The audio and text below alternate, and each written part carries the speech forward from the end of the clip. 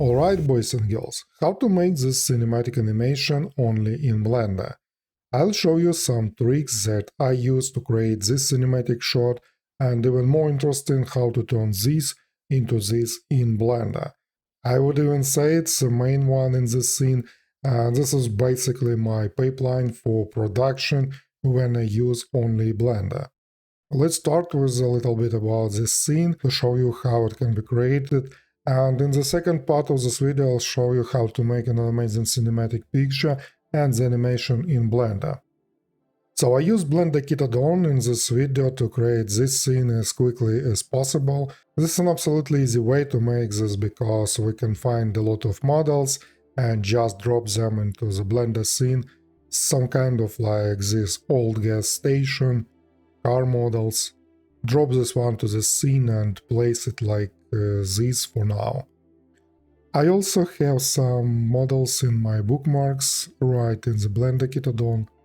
This will not be a complicated scene, because my goal is to show you how to make this animation in Blender only, doing color grading without other software like DaVinci Resolve, so BlenderKit add-on helps me very well in this scene. As you can see, it's easy and convenient to build the scene using models from this add-on. And let's set up the camera quickly. I'll do this way for now, because later we will animate this camera, but at this stage I need a camera to see the scene, light and materials, and I think I'm going to use 20mm focal length to get a wide angle from this camera. Great. Let's leave it like that for now, and let's work a little bit with this ground surface. I go into edit mode and subdivide this surface to get a dense mesh, because I'm going to use sculpting tool in order to transform this plane into some kind of landscape. Just using clay brush, I will add some hills around this location to cover the horizon and not make the scene too large. There also may be some kind of road going along this gas station and surrounding the gas station, going somewhere further behind the frame. So this is a simple Blender scene for today's video, and let's just add some light to the scene. Also, I'm using BlenderKit, where we can find a lot of HDRIs, not only models, and there are HDRI from Polyheaven that are also available for free right in the BlenderKit add-on. For example, this one. I like this clean sky, it will be comfortable to work with in our case. Using mapping we can raise it a little bit so that we see this horizon like this. So far it's necessary for me to make materials and finish this scene. Later we will maybe come back to this. I mean, I need materials for this ground, since all other models from the BlenderKit already have all the necessary materials. And I want to use two different principal BSDF for different materials to make the base material and the road material. Also, it's pretty useful to use the file browser right in the Blender. It's also very convenient for searching textures. So I think it will be the main texture for the ground. Alright, we can see this texture in the viewport. And I'm going to group all these nodes into one node. I also need to use the settings for displacement and scale to control this material. Press tab and we can see all these necessary settings in one node. Well, let's do the same for the second material that will be used for the road. I select all textures and the Blender will automatically connect all this texture to the principal BSDF. Also displacement and scale. So we have two materials for different parts of the ground mesh. Let's start with this material. First of all, let's change the texture scale so it looks attractive and realistic in the scene. I think some kind of like this. I'm going to use displacement, so I'm going to material settings and enable displacement and bump. and connect displacement texture. Yeah, good. But I guess I add subdivision modifier to get even more better quality of this displacement. By the way, yeah, how to optimize the scene for working with displacement in the large scene in Blender. We can use the camera data in the shader editor to limit this displacement map so that the displacement works only closer to the camera and doesn't appear for the points on the surface distance from the camera. Mix color, connect this displacement texture, and use this camera data as a factor in this mix color. Use the map range node to select the range where we need displacement, select from the camera. If we look at in details, we can see the displacement detalization here, and it disappears as we move away from the camera to select a distance that we have indicated in the map range. In this way we can optimize the scene with displacement and save computer resources. Basically, I've done the same things for the second material that I want to use for the rod in the scene, and let's combine all together, and to do this I'm going to use color attribute to draw a rod with another material.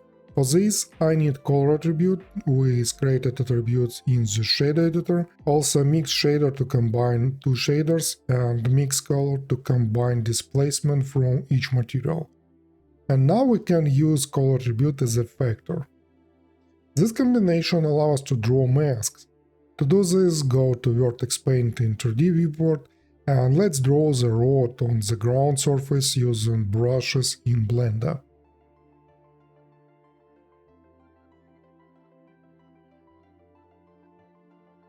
Also, we can use blur brush to make this transition between those two materials smoother so that there is no sharp border.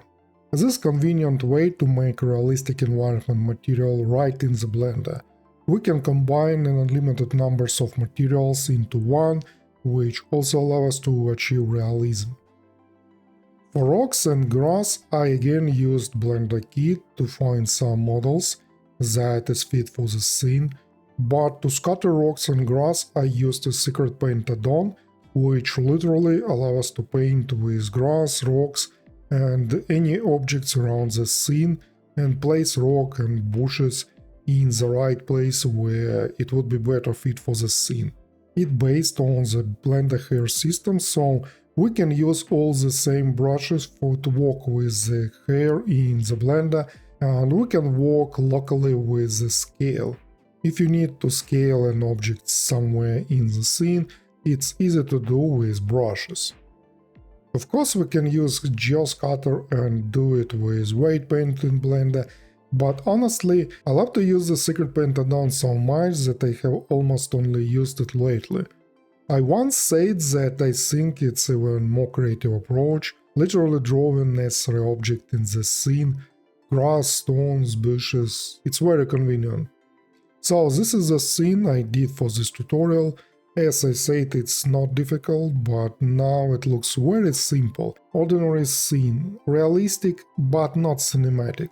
Now let's do magic by turning this boring picture into a cinematic shot. So I found this reference, I like these colors and I would like my scene to look the same. So I pin this image here in front of my eyes, and make color gradient in Blender we can use Compositor. Also enable a real-time Compositor for the camera, and let's take a look at how we can do this. The first node that we need in Compositor is color balance. This is one of the main nodes for working with color.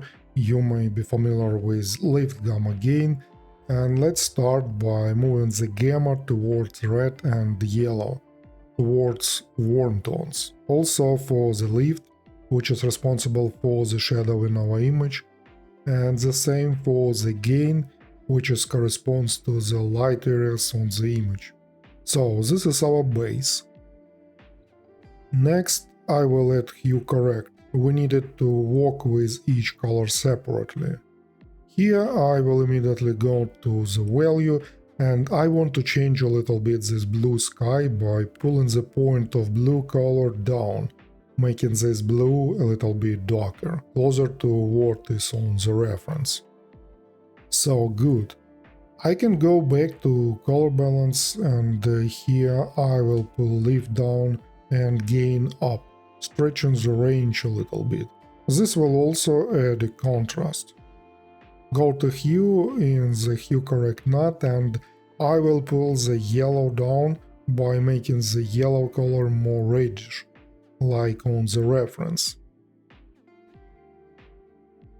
It may be right to raise this value for the same color, making yellow lighter.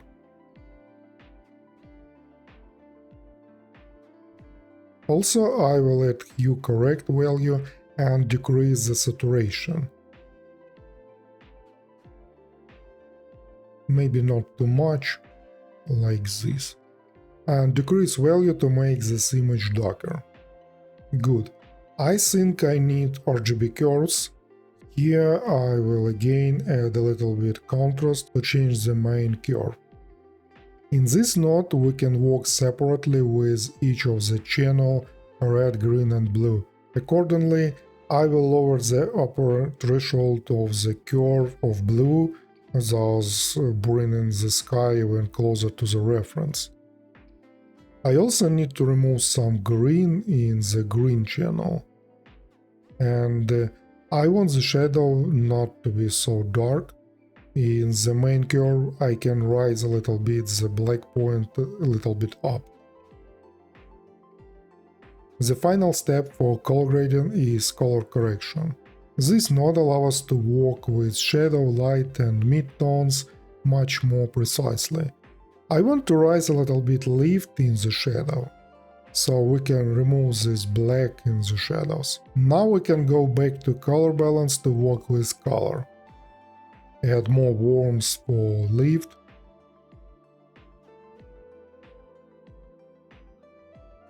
Gamma. Also go to curves.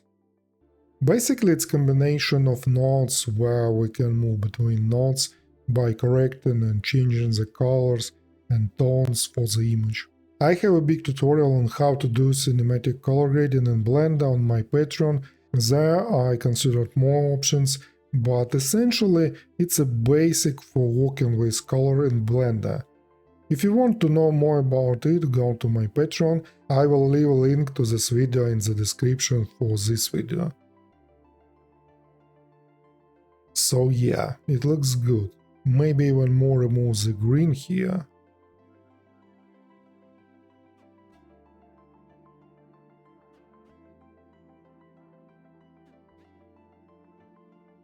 Alright, this is original scene and color grading. As you can see, the difference is very sharp, and it's close to what was on the reference. Now I think we can change the color of the ground a little bit. I will do it in the shadow editor.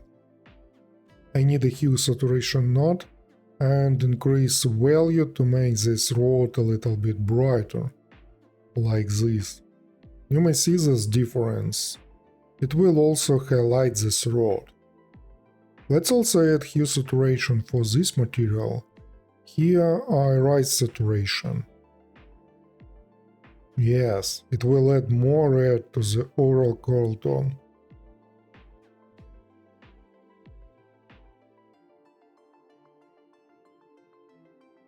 And again, return to compositing. Real-time compositing works pretty well in Blender, and we can continue making adjustments here. So this is setup for color grading in Blender, and as you may see, it's a good way to make color grading right here without using other software. But that's all not about post-processing.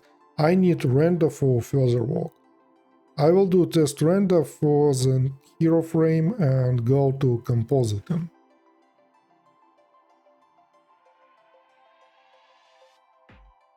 Alright, I want to add here lens distortion to add this effect of the lens like on the reference.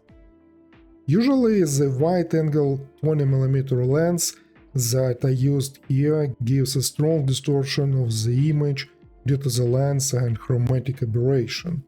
Also, this physical lens problem adds realism to the picture, so it feels like it was shot on the real camera.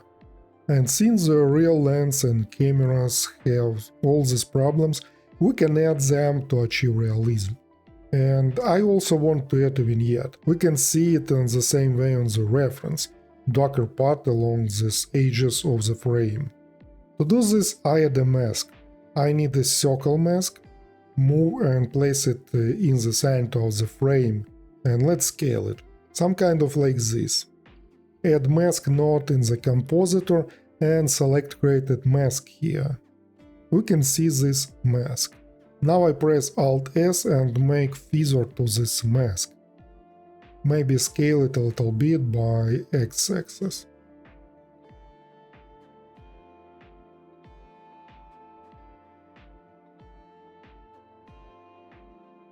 Okay. In the Compositor tab, I add Hue Correct node and use this created mask as a factor. I can decrease value to make this part darker. But now it works inside the mask. I need to invert this mask so this effect works on the corner of the frame, not inside the mask. Good. I do copy of this Hue Correct node and increase the value here, but using the original mask as a factor to highlight the center part of the frame, like here on the reference. See this difference. Okay, this is going to be lens effects.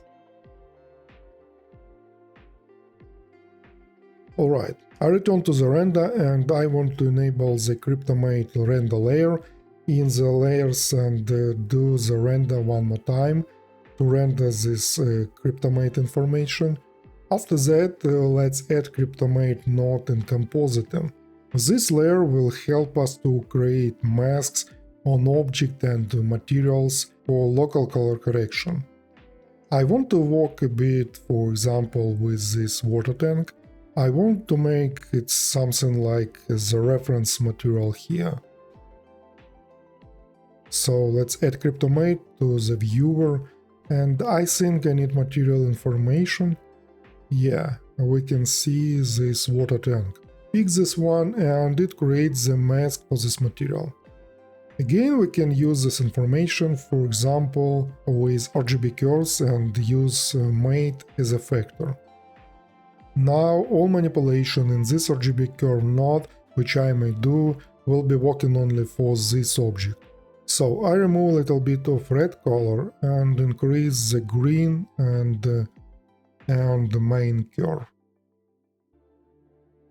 Also, I guess I will do the same for this car.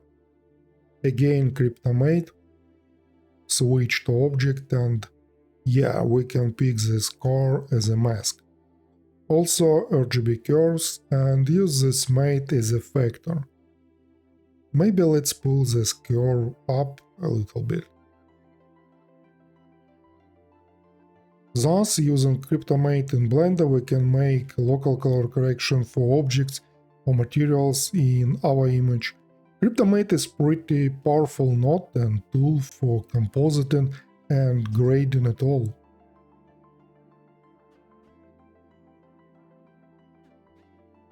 Finally, I want to add film grain. This will turn our animation in real movie materials by adding such natural noise in the frame. So, image, and I have some grain footages here.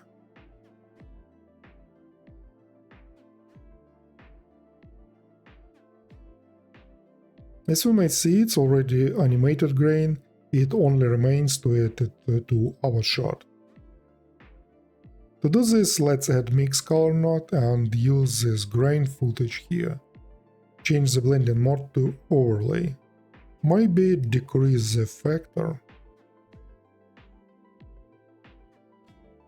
And I also add a scale node to resize this footage to the render size. It's rather necessary that this footage be scaled to the resolution of the render and also works for preview render in 3D viewport. That's all about post-processing and grading for this animation. But before we go into final stage and making animation, I would rather prefer to add visual effects like dust. I think it will add not only realism but also the atmosphere of such a desert. In general, I will add cube to the 3D scene and scale it to cover the scene. Go to the shader editor and add new material, and I'm going to use volume for this.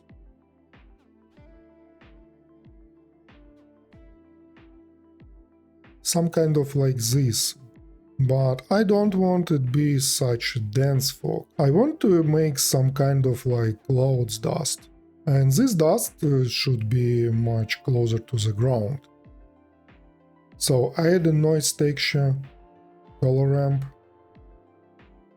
connect this one and color ramp to emission in the volume. Also we need mapping to this noise texture. Density to 0, and let's select some color to this dust closer to the scene color, I guess. And now we can use color ramp to control this dust density.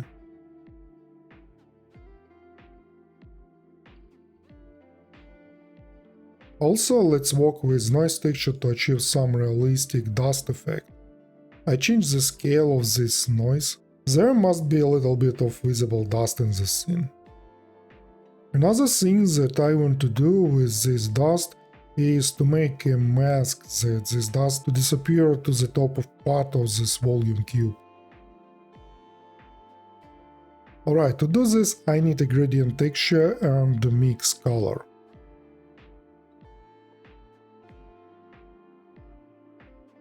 Also mapping to rotate and move this gradient, -90, and move this one by x-axis up.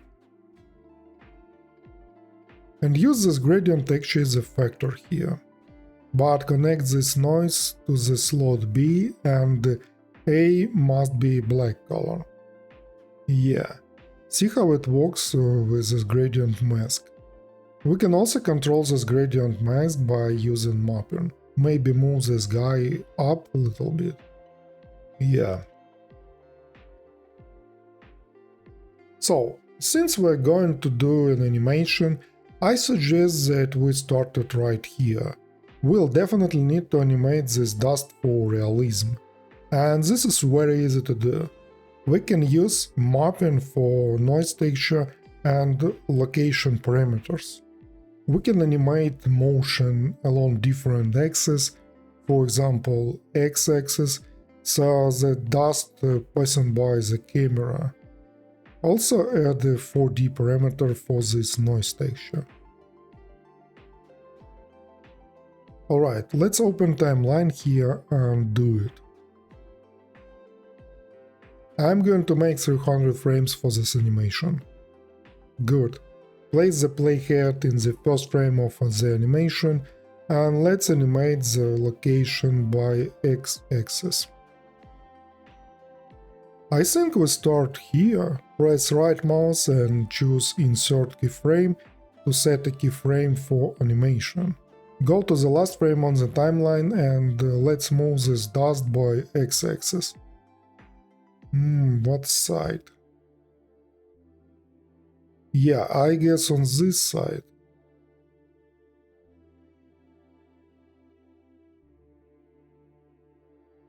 Again set keyframes. And I maybe also animate the axis, so this dust would rise from the ground, like it flies across the scene and the wind rises a little bit up. Set keyframes. Finally, I guess it would be great to animate the 4D parameters. It's necessary just to randomize this dust a little bit, just not too much. Maybe some kind of like this. Of course, to understand how it works and whether it looks beautiful, and natural in the frame, we need to make some test render, at least 30 or 60 frames, in order to analyze that we have. Usually for this I do test render in lower resolution and with low settings, only to see how it looks. So far it looks good, as I can see now.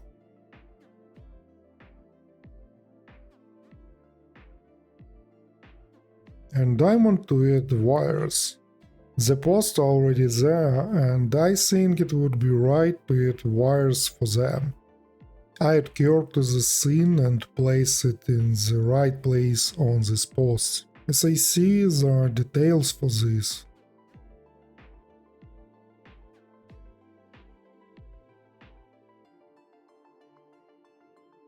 Let's go to curve settings, geometry, and let's increase depth to make these wires. Some kind of like this.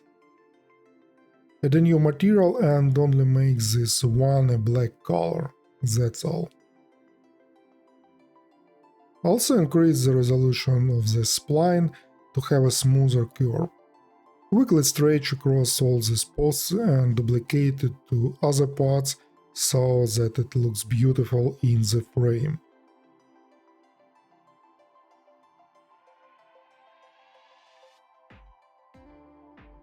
And of course we have to animate them too, as they move on the wind. I convert everything to mesh and join geometry.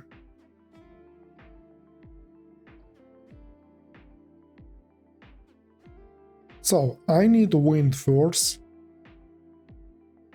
and maybe it would be good to add turbulence. Rotate wind, some kind of like this, since our dust already moving in this direction. And for the wires, I will use close modifier in Blender.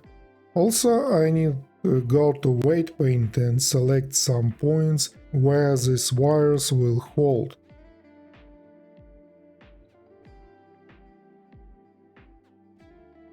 Now in this close modifier, go to shape and select these created vertex groups to pin these wires. If I play animation, we can see that all these wires start moving. Of course we need to increase the strength of the wind and turbulence.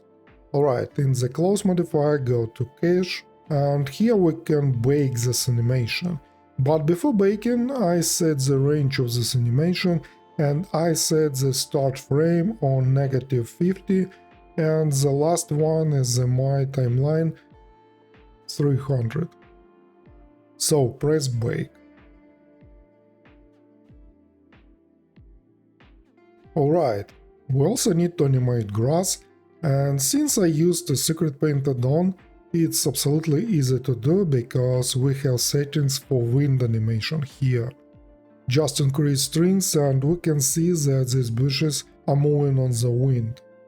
Select grass and do the same, but since grass is much smaller object as bushes, I set smaller value to strings. Yeah, good. Finally, let's animate a camera. I want this camera to move along this road and gas station, so I add a curve to do this. Move this one to the same position as the camera. And let's move this point somewhere here. Select our camera and we need constraint. We need follow path. Select the created curve as a path. In this follow path constraint we have an offset, which will be animated to animate the movement of the camera. But now this camera is just moving along this path, and I want this camera also rotated towards the gas station. So to do this, I add an empty sphere and place this one somewhere here in the gas station. Again select the camera and I need another constraint, track 2. And already here we can select the created empty sphere as a target object. Now if I move these offsets, our camera not only moving along this spline, but also rotating towards this gas station. So in the first frame on our timeline, set a keyframe as we did for the dust, move the playhead to the last frame and find our final position of the camera. Yeah, it seems okay. To add even more realism to our animation, I enable depth of field for my camera to blur the foreground of the frame. I guess I'm going to use this car as a focus object, and the f-stop may be 5.6.